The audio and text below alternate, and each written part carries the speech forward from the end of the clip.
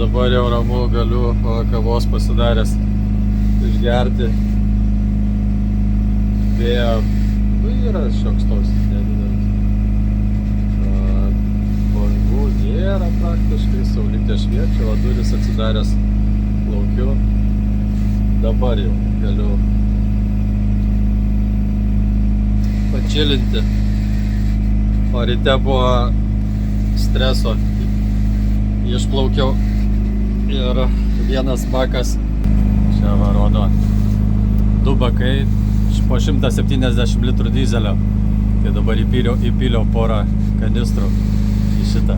Rodė, dar truputį rodė ant dugno, bet jau praktiškai jau baigėsi bakas, šitas buvo pilnas.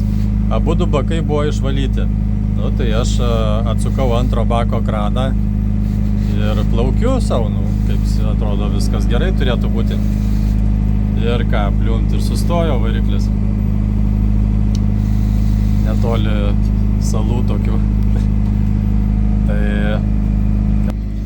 tada dėl visako teko užkurt pakabinamą variklį, paskui gal parodysiu, kaip čia sumontavau. Ir pakabinamas variklis stūmė po truputį 2-3 mazgai greitis, apie 5 km per valandą greitis. Maždaug autopilotas užstatytas, o aš čia krapščiausi, ieškojau, kame problema. Atsukau šlangelę iš antro bako ir nebėga saliarka iš antro bako. Tada ką prisukau drenažą, prisukau papildomą šlangutę ir su burna pučiau orą į baką antrą, nes taip ir pagalvojau, kad greičiausiai bus baką išvalė pilnai viską, bet antro bako šlangutės nenudrenavo ir užsikimšo su tais žaliais nargliais, užsikimšo kranelis ir neprabėga. 170 litrų nepraspaudžia per tos narglius pro kranelį. Tai ką, pučiau, paskui pradėjau burbuliuoti, jau pramušė tą ir į kanistriuką įpyliau, to jau pradėjo bėgti saliarka, tai taip, snarglių prikrito iš to šlangos būtent. Ir jau paskui viskas gerai bėga, tai užsukau, dabar va, puikiai antras bakas atidarytas ir jau varau, o čia biškiai knisausi, tai jo, gerai, kad geras oras ir vis tiek pakabinamas varikliukas yra gerai. Būrės gerai, jeigu vėjas yra, bet jeigu nėra vėjo, tai šiek tiek dreifuoji, sakysim, į salas ir ką tada. Sudėtinga būtų. Reikėtų, nežinau, vesti inkarą ir skambinti SSRS, kaip jau sakiau, tai pagalbai. Tai vat, vakar buvo apie 10 metrų per sekundę, 9-10 metrų per sekundę greitis vėjo, banga turbūt gal apie metrą kokį vidurkis. Tai, bet aš pavėjui, pabangiui plaukiau, tai visai šiaip viskas normaliai, kol laivas neišsimuša iš kurso ir nepasisuka šonu. Šitas autopilotas labai gerai, va, kai čilas yra. Ir tada gerai palaiko kursą, viskas čikė. Bet kai vakar jisai, tas varikliukas nespėja pasukti vairą, pavėluoja šiek tiek ir laivas stato šonu, tada banga muša į šoną ir varto laivą, čia krenta viskas, žodžiu. Vėl, tai aš tada numetu dirželį nuo vairo ir pats nakaloju į vieną pusę, į kitą, kaip, sakysim, anksčiau, kai su Zylo vairuotojas važiuodavo su Zylu, pastoviai turėdavo taip, tai čia skaityk dar 3 kartus, taip mažiausiai daugiau reikia varyti. Jau net ranka paskaudo viena, tada kitą ranką perini, su kita ranka varinėjai. Vėl taip, kad išlaikytum tiesiai kursą. Žodžiu, vakar pavargau. Dar plius miegojau nedaug, nes vakar, užvakar vakare, tai čia dar tiesiai parodysiu, va, šitą bėgelį, nes aš kai pirkau laivą, tai mačiau per nuotraukas, kad nėra autopiloto, tai tą bėgelį pradžiai draugas aprinteriavo ant 3D printerio, bet iš akies aš printeriavau, tai žodžiu, biškai per didelį padarė. Bet Norvegas atidavė šitą nuo savo jachtos. Sako, aš nenaudoju, imk, nusisuk. Nu ką, paėmiau, nusisukau, pas plium, prisisukau su varžteliais, centrą pasigavęs ir ko puikiausiai dirba, va. Čia susitvirtinau dureles, prie durelių prisisukau ant kampainio šitą ir dirba ko puikiausiai, va, įtempėja, irgi draugas su 3D printeriu atprinteriavo, tarp kitko yra, jeigu ką turi brėžinius, gali pardavinėti tokius, jeigu kam reikia. Ir va, autopilotas veikia, ko puikiausiai. Tik tiek, kaip jau sakiau, jeigu didesnės bangos, tai nelabai suspėja susitvarkyti. Va, tai va, o vakar, jau man maišosi tos dienos, žodžiu. Vakar pavargęs buvau, užvakar šitą susimontavau, kinetišką šildytuvą. Kažkaip pasimatavau skylutę, prasigrėžiau per sieną, net skylutę, išmetimui, duslintuvo išmetimui. Galvojau, apšiltinsiu aš ten su folga, su dar kažkom tai, bet jis blin taip įkaista, o kinietis, aišku, neįdėjo į komplektą, nes, nu tai ką, 80 eurų toksai, bet va, su distanciniu, su viskom neįdėjo vamzdžio apsaugos nuo karščio. Nu, galėjogi kažkokią izoliaciją įdėti, ne? Neįdėjo, nepagalvojo, nu, nebūtų kinietis. Bet šiaip šitą, kai pajungiau nuo akumuliatoriaus, va, pritvirtinau paaukštinimą, pritvirtinau baką ir iš bako pasiima saliarką ir šildo nuo akumuliatoriaus. Nu dabar pajungiau nuo sistemos akumuliatoriaus, nes jau vakare nusėdo šitas akumas. Ir ką, pilną gazą, kai daviau šito, pradeda pūsti, turbina pradeda pūsti, saliarkos va sunaudojo, užsižymėjau 11,45 iki 5 vakaro, ten buvo kažkokia 2,5 litro turbūt sunaudojo saliarkos, bet jau pūtė, tai šitą irgi va pritvirtinau, priveržiau, kad nenukristų, tada pradarau dureles ir ten dar užsideda ant galo toksai va, duslintuvo galas ir karštą orą pučia į lauką, va niekur nesiliečia ir nors ir durelės atidarytos buvo, bet viduj buvo temperatūra jau 17 laipsnių, o šiaip būdavo 5 laipsniai, o dabar kiek, čia saulė šviečia, va 10 laipsnių. Tai žodžiu, jeigu taip normaliai, nu čia aš aišku viską greičio padariau, ką turėjau po ranka, bet jeigu taip normaliai į laivą įsidėti tokį daiktą, 80 eurų kainuoja su distanciniu. Tai belia kaip geras dalykas, čia burda, čia visą laivą apšilgintų, vaikščių su baike. Eisiu į lauką, parodysiu, ką susikonstravau. Čia aišku, apsaugos virvė. Sakysim, kad kai einu į lauką, visą laiką prisisegu prie virvių, kurios nutempęs nuo priekio, į vienoj pusėje nutempęs ir kitoj pusėje va eina virvės. Op, ir į galą. Ir į galą. O. Persimetu. Ir į galą. Nes jeigu kartais susisuktų galva ar paslyščiau ar ką, tai bent jau nepabėgtų laivas nuo manęs. Tikiuosi, kad prisitraukčiau. Čia prisitvirtinęs paką benzo pakabinamą varikliui. Prisitvirtinau šitą plaustą. Tarp kitko Klaipėdoj plaustas kainavo patikra 300 eurų.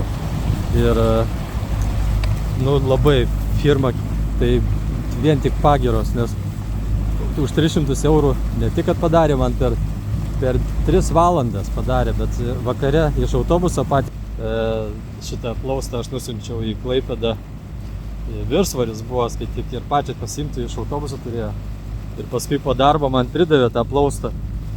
Ir tik 300 eurų kainavo. Tai čia tai pagyros, tik tai pagyros. Va, pakabinamas variklis, labai nesimakalosiu, kad neišmesčiau telefono. Ant grotelių prisukau lentas, sutvirtinau tarpusavį, paskui pakabinau pantografą.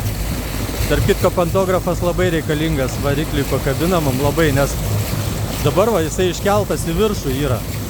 Ir skaityk, kad ir tai va, koja yra vandenyje jau sraigtas. O kada stovi neplauki, tai laivo galas nepasėdęs, o pakilęs ir sraigtas vos ne lauke. Iš vandens išlindęs. O kai pradedi plaukti, dar jeigu bangos, tai jeigu aš jį būčiau nuleidęs, tai faktiškai apsemta pusė būtų variklio viršaus turbūt. Tai žodžiu, jeigu pakabinama variklį dėt, tai būtinai reikia pantografą primontuoti, kad galėtum jį kilnot. Čia dar man labai patogu, nes variklis vis tiek jisai gana sveria. Aš šitą galinį stiebą, mizenas, jį naudoju kaip gervę, kad pakelti variklį, nuleisti, tai man patogu, nes šiaip sunku būtų labai kilnoti ir nuleisti, nes gana sunkus. Tai labai patogu su šito gervę, sakysim, kaip jie čia pavadint, labai patogu kilnoti. Kitas va, mano skubus išradimas yra, tai va, matosi, nulūžo. Norėjau pastumti laivą ir nulūžo šitas turėklas. Ir aš supratau, kad jie yra gerokai patrūnyje, reikės keisti. Tada buvo greitas sprendimas toksai, kad šities užtrauktukai plasmasiniai, tai visiems gyvenimo atvejam reikalingi visokių dydžių. Tai reikia pasiimti visą laiką. Izoliacija ir užtrauktukai tokie. Tai vat, pirkau Viltemai, čia kaip lietuviški senukai, storą virvę, kadangi pigiai kainuoja. Ir su užtrauktukais prisegu, jos sukryžiuoju, apačią pritvirtinu dar irgi. Ir va tai visą pusę padariau vieną, ta kur silpniausia buvo, kitos dar nepadariau, reikės gal padaryti. Tai toksai va irgi greitas sprendimas, kad sutvirtinti turėklus dėl saugumo. Nu, beveik viską pasakiau, gal jau, ką aš čia tobulinu. Ne viską. Va šitas dar dalykas, belia kaip geras dalykas, nes čia labai patogu iškėlus grotą, labai nepatogu jį nuleisti, jeigu ant greičio reikia. Jis krenta visur, čia vos nelipt ant stogo turi, kad jį pataisyti ten kažką tai. Tai aš kopėčias pasiskolinęs buvau, virvės va pertempiau viršui ir pasidariau lazy jacką, tos va virvelės. Ir kada greitai reikia numesti grotą, nuleisti, jisai sukrenta tarp tų virvelių ir nesimakaluoja, iš šonus neiškrenta. Tai yra labai labai patogus dalykas. Džiaugiuosi, kad išėjo pasidaryti. Dar gal reikės kada nors mizeną išsikelti irgi, nes yra naujos būrės, visai naujos būrės, jos niekad nenaudotos buvo. Pirmą kartą iškėliau matyti. Sažės turbūt už visas 3 ar netoli 4000 eurų.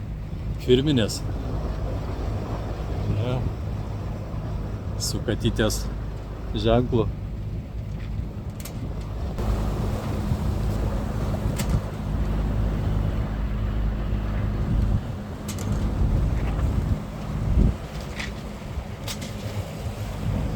Dar pirkau papildomai bombą. Fenderių normalių. Kažkaip tai taip. Ir važiuojam, kaip sakant. Dar čia neskaitant to, kad reikėjo lemputės pasikeisti, ledinės įsidėjau kai kur. Nu, maždaug taip. Va šitas dar autopilotas distancinį turi. 5 metrų ilgio maždaug distancinis, va gali koreguotis kursą.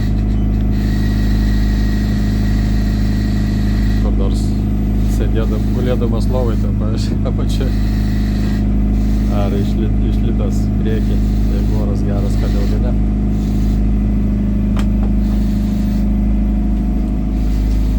Dar va pasakysiu, kokius žiūronus pavyko nupirkti pagal skelbimą iš viso kosmoso čia. Tokių žiūrėjau, net Google'as net nerodo. Matosi skaičiai.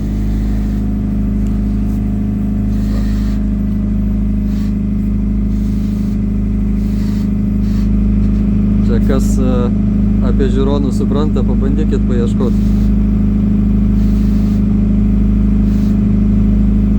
27,50, reiškia 50, o dydis akutės 27 artinimas. Belė kokie žiūronai gerumo.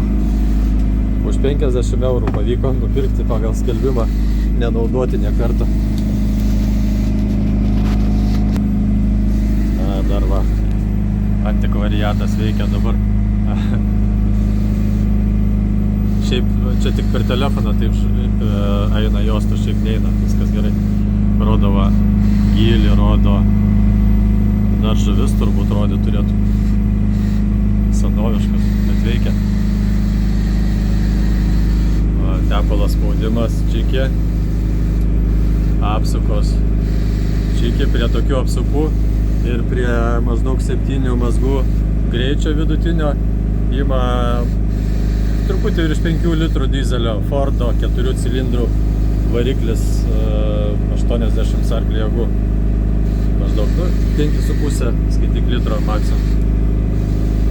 Bet greitis užtat, skaityk ant GPS-o pasižiūrėjau 13-14 km per valandą. O laivo svoris 8 tonas. Temperatūra. Nerodo šitas valandų. Ja, čia bakas. Įpyliau porą saliarkos kanistrų. Gerai, kad turėjau. O čia visas pilnas dar.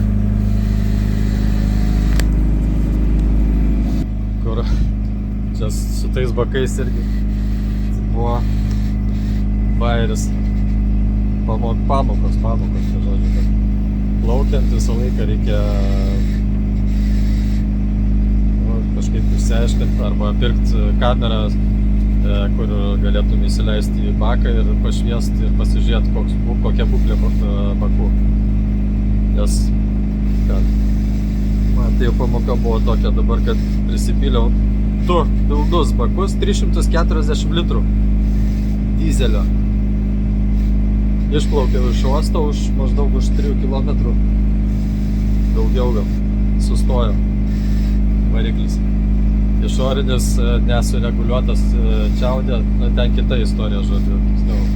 Benzas buvo, naudojau baką, prieš tai dvitaktį variklį buvo skirtas tas bakas dvitakčio variklį su tepalo likučiais, dėl to matytis ten ir šaudė. Paskui nupirkau naują baką, užpyliau benzo, jau tada pradėjo į ten varyti. Tai žodžiu, partempė žmonės atgal, gerai, kad šalia buvo marina, partempė atgal į ją ir tai striuką išsikvečiau, tada išvalė baką, man Norvegas, išvalė baką meistras už 2 bakus, išvalė už 350 eurų maždaug subą. Ten atskiras filmukas yra, kaip jisai valė, išsiurbė saliarką, perfiltravo, su šepečiu išvalė ranką įkišęs, išsiurbė su dulkių siurbliu, to, kur siurbė skystį, išsiurbė likučius tos visus snarglius ir paskui perfiltruota vėl saliarką, supylė atgal iš bačkos į bakus. Tik 350 eurų kainavo, bet čia kosmosas, meistro telefoną turiu. Daug čia visko prikalbėjau, einu brodų valgyti. Jeigu ką atsiminsiu dar